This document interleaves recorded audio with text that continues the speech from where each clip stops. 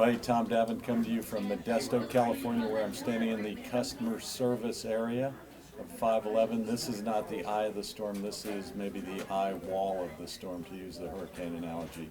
We've got about 2,000 calls a day coming in right now relative to typically a few hundred calls a day. So customer service is doing some incredible work to clear the backlog of orders and explain to people why they haven't gotten their orders yet. There's a big mix of e-com, individual customers calling in, as you might expect. And of course, I'm getting a lot of emails. But just to give you an example of the kind of teamwork that we're seeing among the customer service team in solving problems, let me read an email that came to me on Saturday and then tell you how we followed up and put the problem in. So on Saturday, I got an email from a customer. We'll call him Dan C. He said, Mr. Davin, I ordered 3 products online. You charged me $150, but unfortunately the products were late and I was overcharged a total of $300.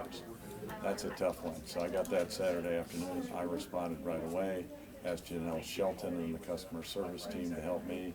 Tasha McCoy, who's sitting over here to your left, my right, jumped all over it.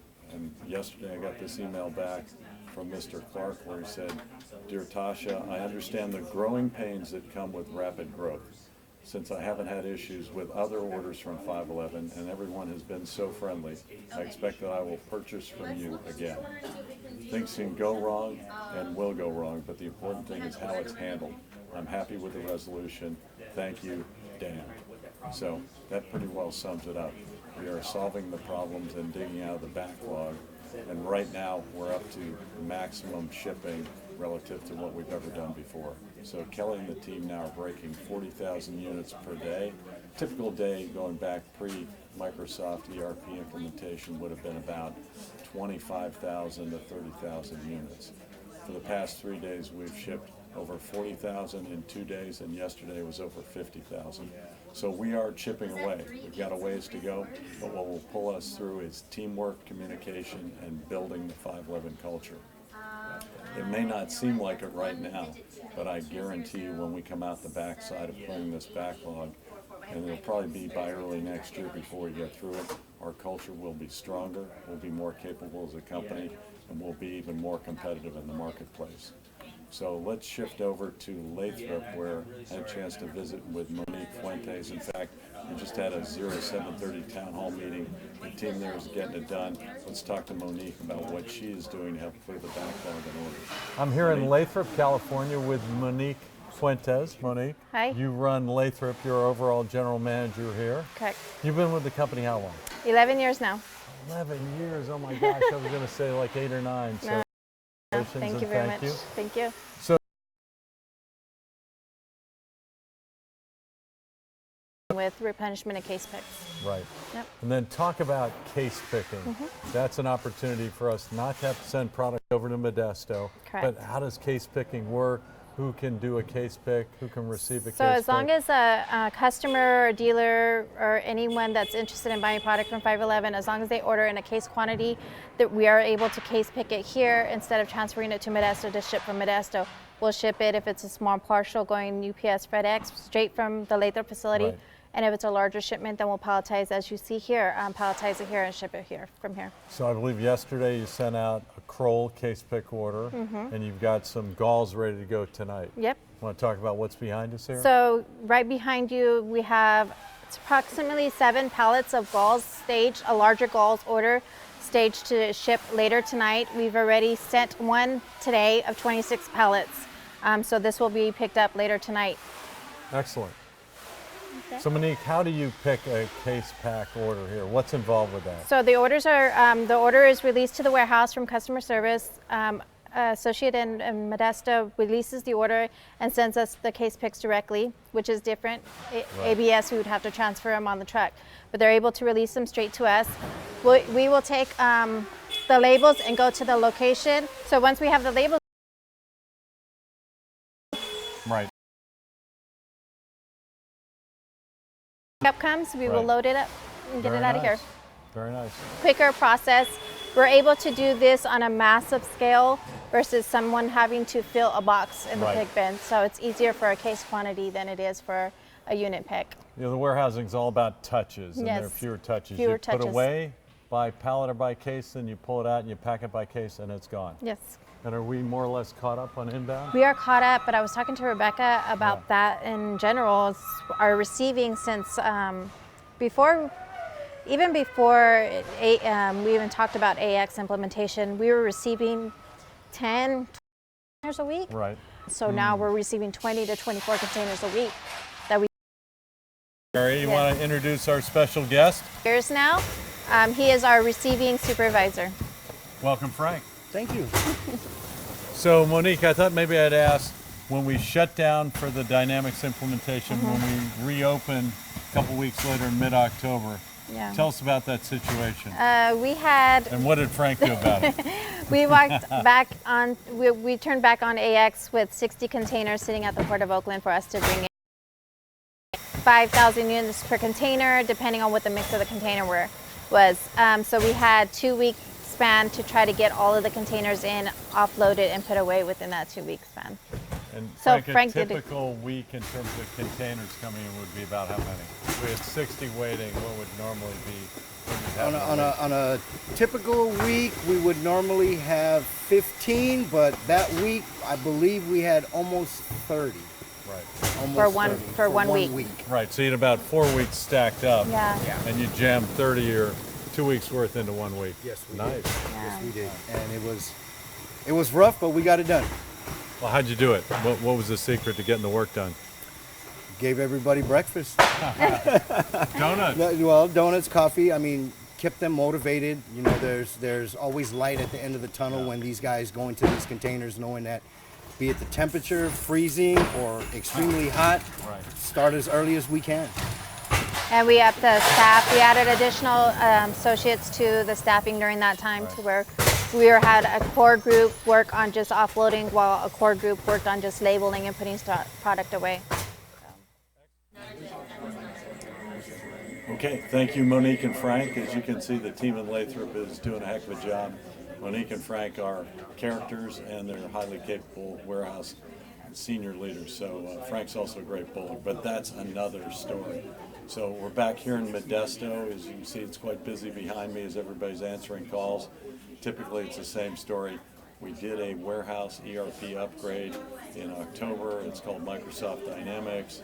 It's finally working the way it should, and I will just add that Saturday night we did a major code push to address some waving, printing, and scan gun issues. It appears to be working.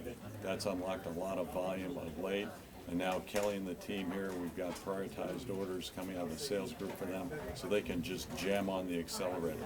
So let's cut over to Kelly Hayes and talk about what he's doing here in Modesto to accelerate the catch-up.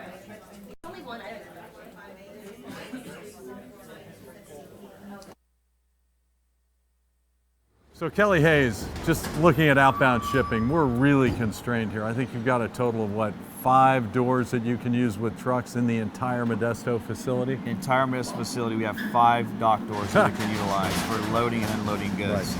3 of which are right behind us. These 3 are used for outbound palletized freight and incoming from Lathrop. So really 2 outbound freight doors.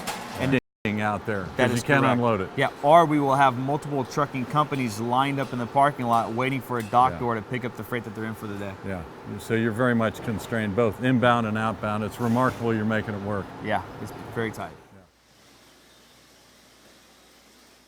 So Kelly, just digging out of the backlog created by shutting the warehouse down at the end. Obviously, A lot more folks to the team. So across the board, we've got about 200 additional temporary help that have come in. And so in Lathrop, we've actually started a second shift that didn't exist Right. previous to the go live with AX.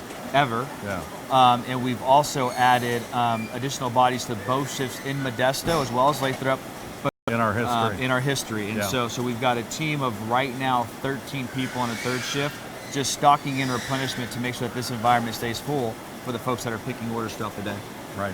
And I think now you're getting to where you're starting to set new volume records for pick by day. Yeah, that is correct. So we've had 2 around 48,000 Yeah. this week. And it's only the and middle of the so month, not it's- even the middle of the it's only month. the middle of the month, and so we're continuing to build momentum Yeah. as we overcome obstacles and challenges. Right. And then what about picking guns? You've added guns to the mix. Yeah, so we have around 102 RF guns. Yeah. And we went live and with about 60. Right. And so we bought 40 additional to help accommodate the additional staff that came on board to help us. Yeah. And then on the technology front, I've been telling people that last week we had some severe technology challenges. Yes. Waiving orders, printing labels, guns getting kicked off the network. By and large, those issues, fingers crossed, seem to be solved. Fingers correct? crossed. Over the weekend, we did a lot of testing around some of the fixes, Right. and implemented them Saturday night during the third shift cutover. And so we've seen some good progress from those fixes that went into place. And so yeah, fingers crossed that have new issues that come up. So. Yeah, great. Kelly Hayes, thank you. Thank you. A couple people off the phone, Angel and Mallory. Talk about, how long you've been with 511 and what you're working on today. Angel? I've been with 511 for about 5 years, started in the warehouse, and this is my first year with customer service. Very nice. And you always have great t-shirts. I do. I always like to represent the nerd community, so. Excellent. Yeah. And Mallory, how many I've- years for you? I've been here 4.5 years now, and I've been in customer service the whole time. And you guys are fighting the good fight, dealing with customers who want to know exactly when are they getting the order, why is it taking so long? Obviously, we don't have the best answers in the world, but we are digging out of the hole. And last night we got to take a break, had the annual customer service Christmas party, I guess, and the ornament exchange. So how did that work? What was that all about? It was great. It was my first time, and I think it went amazing. You were there. We all had a good How'd it time. work? Describe how it worked and how people can steal other ornaments. Yeah, I really got to see a different side of my coworkers last night. Yes, I warned him. Yeah. It gets kind of feisty in there, and I don't So think he there were believed me until he 51 saw it. numbers. Everybody drew a number, and it started at 51, worked its way down to 1. You could take a new ornament or take somebody else's. Yeah. And I think we figured, Angel, you took 5. I took about 5 different ones, yeah. Yes, and I had 5 ornaments taken from me, and Mallory, you had how many? I think I had 3 ornaments taken for me, yeah. Yeah, But I'm pretty complete- happy with what I ended up Complete with. chaos. Yes. So I had a couple of really great ornaments, and Joe Gillian, who joined, took 3 of my ornaments. You actually stole one of my ornaments. And then I stole one of yours. You Yeah, did. You finally stole at my the end. mini. And I know that's not right. I feel horrible about that. So I'm going to make that right. Oh no! I stole your mini, but Mallory Ward, just for you, I'm bringing back your mini. I'm giving you your mini. Oh, thank you. I appreciate So that. add that Thank one to you. your collection. Thank and, you. You're on the East Coast team, and you have one other partner on the East Coast team. Yes. She's on the So phone. yeah, of she's course. She's on the phone, yeah. yeah. Okay. Just Well, find a good fight. very much. Merry Christmas. Merry Christmas. All right. Thank you. Bye guys. Okay, so I want to put the camera on her. You can't find her. Janelle, where are you? Come out. You're hiding somewhere. She's on the phone with an angry customer. Okay, let's go back into the warehouse. So for a number of fees and others who need value-added services or VAS, we've got a team led by Angela. They've also staffed up to get more product through VAS as quickly as possible. Let's have a quick chat with Angela. Hey, Angela. Hello. Hey, how are you? Good. How are you doing? Good. Angela Horton, Supervisor, Value Added Services, or VAS, VAS, some people call it.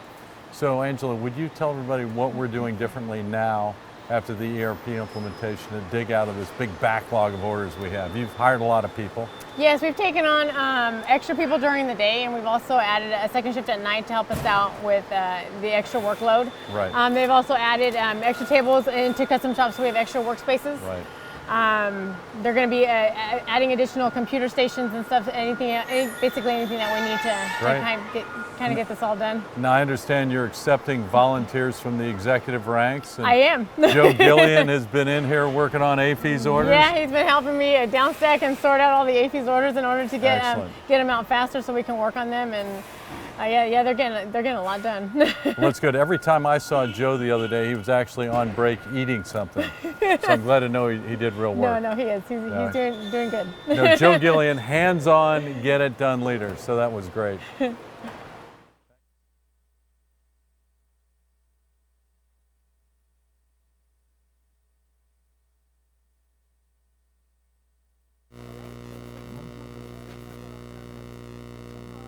So, as we mentioned, Joe Gillian has been not only stealing my ornaments, yeah, 3 of them I think, thanks Joe, but Joe called me last week and said, can I go up to Modesto and help? I said, sure, you can probably help out in the warehouse. And I was being a jokester, I was being facetious about that. And Joe said, no, seriously, I'm gonna work on getting the AAFES order out. And sure enough, he was in the warehouse Monday and Tuesday just cranking on putting stickers on AAFES products. So that was quite impressive. And that's an example of what I'd call frontline leadership. So is my mic on? Can you hear me? Yeah, it is. Excellent. This one is done. Yep, we're gonna.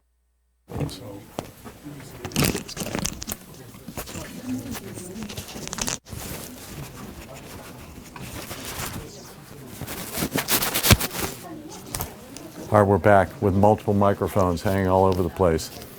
So as mentioned, we got the technology, I think, under control, even though Microsoft has not done a great job for us. We're going to make it work. As Tom Ashbrook would say, it was born an ugly baby, but it's got a lot of potential to grow up to be a healthy teenager and a good-looking adult with proper training, care, and feeding. In the meantime, we're doing a lot of planning to move into the Manteca warehouse. That move will happen generally throughout Q1. We're going to have everybody from Lathrop and Modesto moved in March. We'll be cranking really hard by late March. The great news about Manteca is it will more than double our capacity to ship product. So we will no longer get behind and have trouble catching up in the future. Manteca will be a big problem solver. And yesterday I had the opportunity to visit the Manteca facility. So let's go take a look.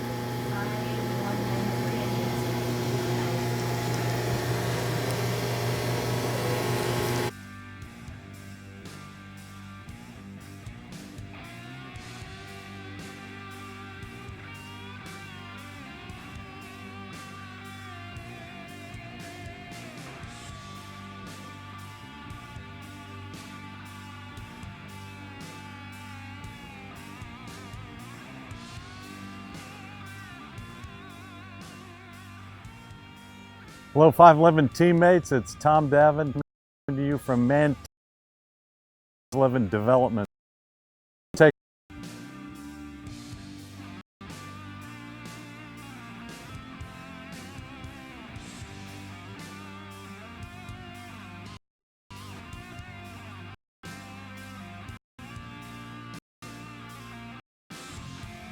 Okay, let's take a look at the construction plans to get you oriented. So here's your north seeking arrow, Airport Way, the main thoroughfare. Tactical Way comes off of Airport. That's your entrance into the building. Got the area where the trucks are going to flow. Trucks will enter from the rear through a security gate here. The overall building footprint, as I mentioned, about 404,000 square feet. I was just out front here. Come in through the main entrance. We're just inside that main entrance in our office area here. We're going to have a reception about right where I'm kneeling. Over to the left, we're going to have employee break area. We're going to have a gym and then flow out onto the main warehouse floor. As we move deeper into the office, ultimately we'll transition into the custom shop here, the retail store. Space is going to be just incredible. So this is the end of the conveyor line that drops off in the custom shop area. So rather than hand carrying product out of the conveyor as we do now in Modesto, it'll deposit it right here at the end of the line into the custom shop.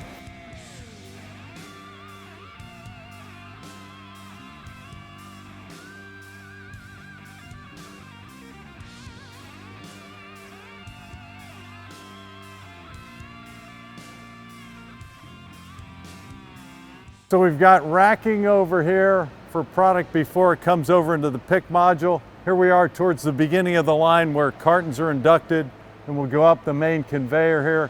Then they move across the back into pick fingers. We've got 7 main pick fingers where we'll have people picking product out of the racks into the cartons. So we'll start here, it goes in back, then it drops down one of these diversion belts on the conveyor to go to where we pick the product. Let me point out another investment we've made in the setup here in Manteca. If you look up on top, there's a conveyor belt.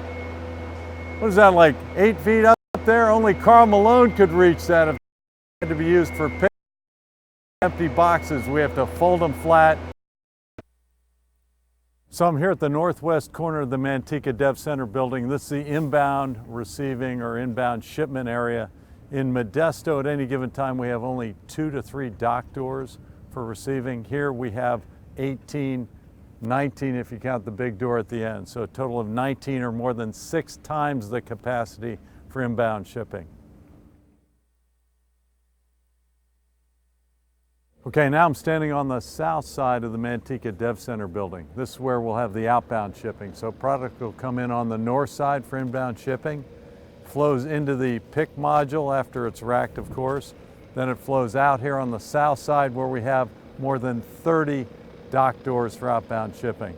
Think about Modesto today. On any given day, we might have 2, 3, or 4 outbound doors available. Here we've got massive capacity. 7 to 8 times the capacity we have in Modesto. 404,000 square feet. This thing is massive. It's going to be built out and ready for us to be in here by March 2018. It's been a couple of years in the planning, as many of you know, but now we're getting ready to move in. It's very exciting. We're going to go from playing defense with our facilities and our warehouse to playing offense as we grow 511. So I'm here with the leader of customer service, Janelle Shelton. Janelle, thank you for stepping away from calls and emails to join me. Given the delay. Yes, we have additional staffing. As you know, we have 12 temps on staff right now across custom shop customer service and our front house customer service. We have trained them to do anything from order entry, issuing return authorizations. We've recently, as of the beginning of this week, put some of them in the phone queue because, as we all know, that the call volume has been much higher than the normal staff can Right, handle. I talked about calls going from a couple hundred to a couple thousand a day. Yes, I ran some stats this morning just because I wanted to see a comparison. Month to date, we're at a little over 20,000 this year. Last year, month to date, same period, 7,800. Okay. So we're definitely experiencing a much higher call volume. Well, yeah, 2 to 3 times. It felt more like 10 times though. Yes, it does. Yes, Now I understand you had a big dip in productivity yesterday when Jeremy Graham got on the phone. I've been fielding angry calls all morning. Yeah, he described a story last night where somebody had to have their product by Saturday, but it had already shipped, and he said, well, it'll get there Tuesday, won't be there in time for the party. But the woman on the phone said, look, I really appreciate your friendliness. So talk about how your people, aside from Jeremy, are handling the angry customers. How do they diffuse that anger and have this? I think number one, the most important thing is to listen. Yeah. Listen, let them unload on us, and then tell them what we're going to do to fix it. If they have something and they have to have it for Christmas and we're not able to meet a deadline, we do our best to explain the situation and that we will do everything we can to get the order to them on time. It's challenging. It's challenging to pick up the phone, angry customer after angry customer, but this team is so great. And they do it, and they pick up the next call with a smile on their face and move on from there. Sure. Any good stories to share? I shared a story about a gentleman, Dan C., who was angry. We overcharged him $300 on top of a $150 order, but he sent a nice note to Tasha yesterday saying, hey, I understand growth brings challenges like this. Thank you for handling my complaint.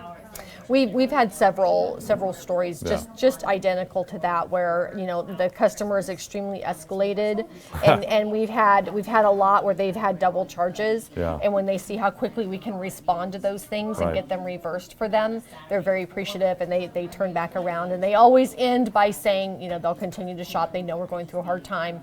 They've never had issues with us. They'll continue to shop with us. So. And part of the problem is we've maybe not spoiled people. We try, but maybe we've set a really high expectation that we're always getting it done, going the extra mile. Right. Now they're not feeling that, so we're trying to recover from that. Right, that's exactly it. It's always a good feeling when you can go above and beyond and really wow a customer. And we're finding those opportunities to be fewer and fewer right now because there's things that we just can't make happen. So it is challenging for a team that's used to doing that, but we're doing the best we can, and I think we're doing okay. Now, one of my beliefs, more than a belief, I'm firmly in the camp that this will absolutely improve our culture as we get through it. So we're going through a very difficult time. People have to pull together, we have to communicate more, have to solve some problems. It feels like we're in a really tough place right now, but I know getting through this, we're going to be a better team, tighter, more camaraderie, more capable when we come through the other side. Exactly, and we've had people from all over the organization in Irvine and here in Modesto as well, from different departments, really jumping in to help us out because they know how we're struggling. And I think that that's a big boost of morale for a team that's really been challenged. And you're right, it brings everyone, it reinforces the team that we've always been, departments working together just to get the job done for the customer. I think another benefit is a lot of people are learning a lot more about our business system, because it used to happen just by magic where customer service would get an order, clear it, send it to the warehouse, it would ship out within a week. No one really knew about the nuts and bolts of how all that worked. Now people are starting to dive in to understand, to help out, and they're actually learning about the whole business system. Good example would be the e-com team is working closely with you. You want to talk about how you're coordinating with Kenji Sweeney, and Philippe Zardo just joined us. You're coordinating with him and the team as well. Yeah, we have calls set up. I received a notification, I can't remember if it was last night or this morning. We're going to do a daily touch base with them. And I think that will be really helpful, because we, every day we find out something new, some new challenge or some new, new issue, and it's great to action those really quickly. Yes. Kenji's team's, really been responsive, and they, they really act with urgency when we have issues and do their best to resolve them for us. Indeed. Good. Anything else you want to add? No, just thanks for hanging in there with us, and Fight on. Fight on. Exactly. Janelle, thank you. Thank you. Okay, any questions? Mr. Producer, Randy, do we have any questions? People are overwhelmed with the love we're showing from Modesto and Lathrop. Right now. Anderson had a question, timing of the move into Manteca. So as I mentioned in the video, we'll be in there in March. Basically, we're going to move in the ops folks, product out of Lathrop first. We'll start receiving there. That could happen as early as late January, early February. We'll ship a lot of product from Lathrop in during the month of February. The conveyor should be up and running and all that testing complete in February. We'll move the rest of operations and the office team in during the month of March. Could tip into the first week of April, but think late March for everybody being in Manteca, up and ready to run. Any other questions? All right, so you've got 11 days to get your Christmas shopping done. For anybody who's celebrating Hanukkah, happy Hanukkah.